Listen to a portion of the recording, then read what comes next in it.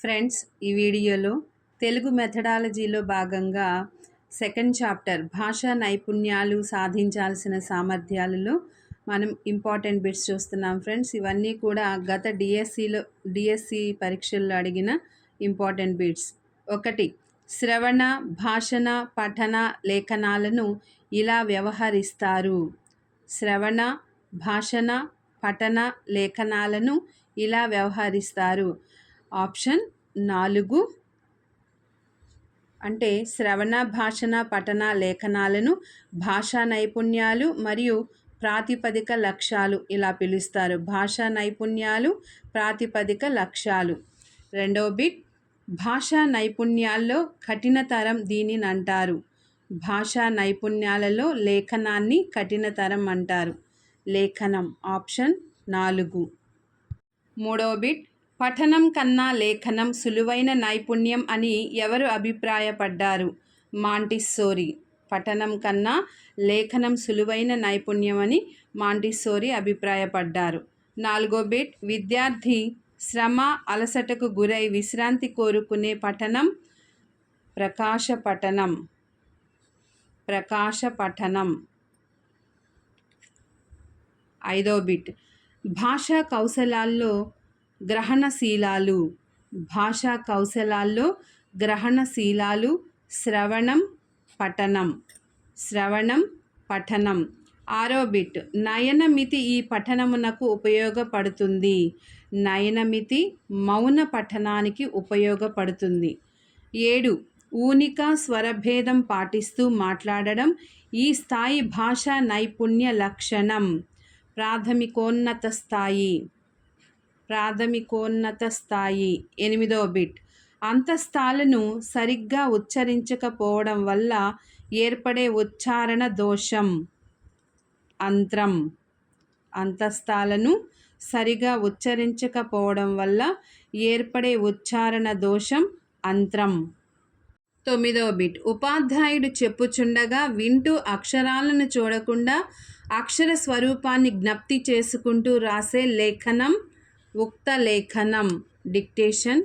దీన్ని డిక్టేషన్ అంటారు ఆంగ్లంలో. ఉపాధ్యాయుడు చెప్పుచుండగా వింటూ అక్షరాలను చూడకుండా అక్షర స్వరూపాన్ని జ్ఞప్తి చేసుకుంటూ రాసే లేఖనం ఉక్త లేఖనం. 10. మాట్లాడేటప్పుడు భావానుగుణమైన స్వరభేదం పాటిస్తూ వ్యక్తీకరిస్తే ఈ భాషణంలోనికి వస్తుంది. వాచికాభినయం. వాచికాభినయం. 11వ బిట్, విద్యార్థులు పద్య గద్యాత్మకమైన వాచక పుస్తకాలలో చేసే పఠనం క్షుణ్ణ పఠనం. విద్యార్థులు పద్య గద్యాత్మకమైన వాచక పుస్తకాలలో చేసే పఠనం క్షుణ్ణ పఠనం. 12. శిశు గీతాలు, అభినయ గేయాల ద్వారా ఉపాధ్యాయుడు విద్యార్థుల్లో ఏ నైపుణ్యాన్ని పెంపొందిస్తాడు? భాషణ నైపుణ్యం. భాషణం. 13వ బిట్, వాచికాభినయంతో పాటు ఆంగికాభినయం కూడా ఉండే గేయాలను ఏమంటారు? అభినయ గేయాలు. పాడుతూ యాక్షన్ చేసే గేయాలను అభినయ గేయాలు అంటారు. 14వ బిట్, ఇద్దరు సంభాషణలను వినేటప్పుడు ఆ వ్యక్తుల అభిప్రాయాన్ని గ్రహించగలగడమే సూక్ష్మ భేద గ్రాహక శ్రవణం. ఆప్షన్ 4 సూక్ష్మ భేద గ్రాహక శ్రవణం. 15వ బిట్, విద్యార్థుల మంచి దస్తూరిని ప్రామాణీకరించు సాధనాలను ఏమంటారు? Rating scale. 16. విద్యార్థులలో ఉచ్చారణ దోషాలు ఏర్పడడానికి కారణం కానిది శ్రద్ధగా వినడం. 17వ బిట్, మేలు బంతి రాతను ఇలా కూడా అంటారు కరడాలు. మేలు బంతి రాతను కరడాలు అని కూడా అంటారు. 18. ప్రాథమిక దశలో లేఖనం బోధించుటకు అనువైన పద్ధతులు అక్షర, పద, వాక్య పద్ధతులు. 19. బోధనకు సంబంధించి సరికాని ప్రవచనం. బోధన అనగా ఉపదేశం. 20వ బిట్, ఉపాధ్యాయుడు బాలగేయాలు, అభినయ గేయాల ద్వారా ఏ నైపుణ్యాన్ని అభివృద్ధి చేస్తాడు? ఉపాధ్యాయుడు బాలగేయాలు, అభినయ గేయాల ద్వారా భాషణ నైపుణ్యాన్ని అభివృద్ధి చేస్తాడు. 21వ బిట్ వాచికాభినయంతో పాటు ఆంగికాభినయం కూడా ఉండే గేయాలను ఏమంటారు? అభినయ గేయాలు. వాచికాభినయంతో పాటు ఆంగికాభినయం కూడా ఉండే గేయాలను అభినయ గేయాలు అంటారు. 22వ బిట్ సంభాషణలు ఒక్కరే చేయక ఒక్కొక్క పాత్ర ఒక్కొక్క విద్యార్థి ధరించినట్లయితే దాన్ని ఏమంటారు? నాటకీకరణం. సంభాషణలు ఒక్కరే చేయక ఒక్కొక్క పాత్ర ఒక్కొక్క విద్యార్థి ధరించినట్లయితే దాన్ని నాటకీకరణం అంటారు. 23వ బిట్ ఏదైనా ఒక అంశంపై కనీసం 2-3 నిమిషాలైనా ఎలాంటి తడబాటు లేకుండా సొంత వాక్యాలలో ధారాళంగా మాట్లాడడాన్ని ఏమంటారు? ఏదైనా ఒక అంశంపై కనీసం 2-3 నిమిషాలైనా ఎలాంటి తడబాటు లేకుండా సొంత వాక్యాలలో ధారాళంగా మాట్లాడడాన్ని ఏమంటారు? ఆప్షన్ 4 సరైనది. వక్తృత్వం మరియు ఉక్త రచన. ఆప్షన్స్ 4లో మనకి 1 మరియు 3 అని ఇచ్చారు. 1లో వక్తృత్వం అంది, అంటే ఎలక్ట్యూషన్ అంటారు. ఉక్త రచన, ఈ 2 కూడా ఎలాంటి తడబాటు లేకుండా సొంత వాక్యాల్లో ధారాళంగా మాట్లాడుతారు. 24వ బిట్ మౌఖిక మాధ్యమానికి చెందిన భాషా కౌశలాలు. శ్రవణం మరియు భాషణం. మౌఖిక మాధ్యమానికి చెందిన భాషా కౌశలాలు శ్రవణం, భాషణం. 25వ బిట్ విద్యార్థులు సంధి సరిగా చేయకపోవడం, వైరి సమాసాలు కూర్చడం అన్నది భాషా దోషాలు. భాషా దోషాలు. 26 కార్ల్ రోజర్స్ ప్రకారం భావ ప్రసరణలో వ్యక్తి విఫలం కావడానికి ప్రధాన కారణం శ్రవణ శక్తి లోపం. భావ ప్రసరణలో వ్యక్తి విఫలం కావడానికి ప్రధాన కారణం శ్రవణ శక్తి లోపం. 27 శ్రోతలు స్పష్టంగా అనుసరించలేనంత వేగంగా మాట్లాడడం ఒక రకమైన ఉచ్చారణ దోషం. 28 ఒక విద్యార్థి జ్ఞానం అన్న పదానికి బదులు జ్ఞానం అని పలికాడు. అది ఏ రకమైన దోషం?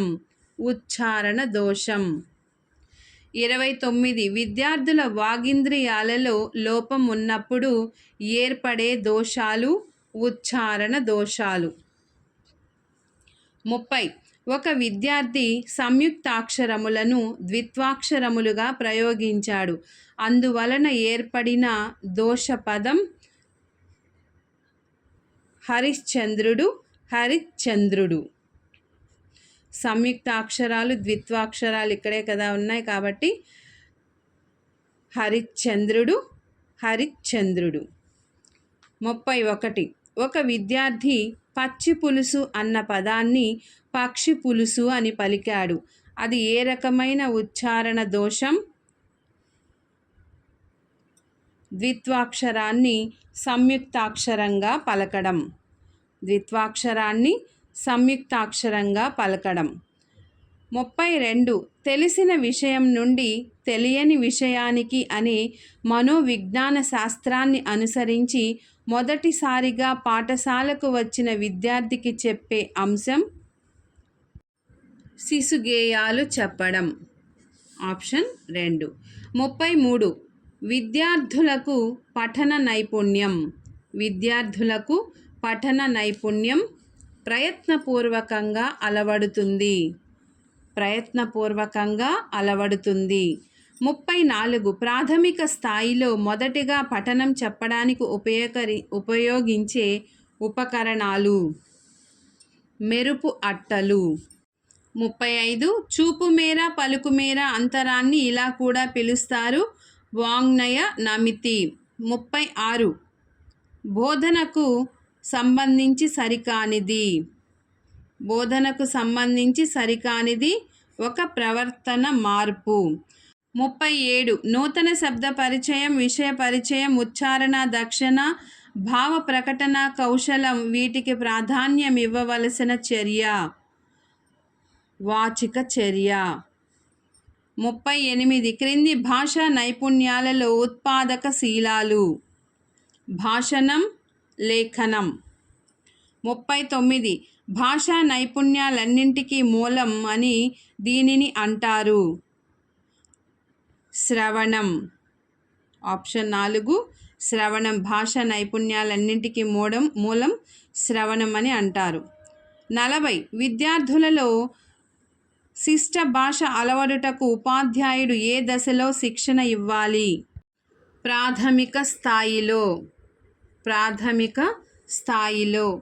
41 విద్యార్థుల్లో చక్కని ఆలోచన శక్తిని, తార్కిక శక్తిని పెంపొందించే పఠనం క్షుణ్ణ పఠనం. 42 పి. గర్రీ అను విద్యావేత్తను అనుసరించి ధ్వనుల వినియోగం అందించదలచిన సమాచార వినిమయానికి ఉపయోగించే భాషా రూపం, వ్యక్తిత్వాలు అనునవి దీనికి తోడ్పడుతాయి. విద్యార్థులకు మాట్లాడడంలో శిక్షణ ఇచ్చుటకు. ఆప్షన్ 1 విద్యార్థులకు మాట్లాడడంలో శిక్షణ ఇచ్చుటకు. 43 భాషా బోధన దేనితో ప్రారంభమవుతుంది? భాషా బోధన వాచిక చర్యతో ప్రారంభమవుతుంది. 44 శ్రవణ, భాషణ, లేఖనాలను అభివృద్ధి పరచగలది. పఠనం. శ్రవణ, భాషణ, లేఖనాలను అభివృద్ధి పరచగలిగినది పఠనం. 45 ఒక విధంగా సద్యోభాషణం దీనికి చెందినది. ఉక్త రచన. సద్యోభాషణం ఉక్త రచనకు చెందినది.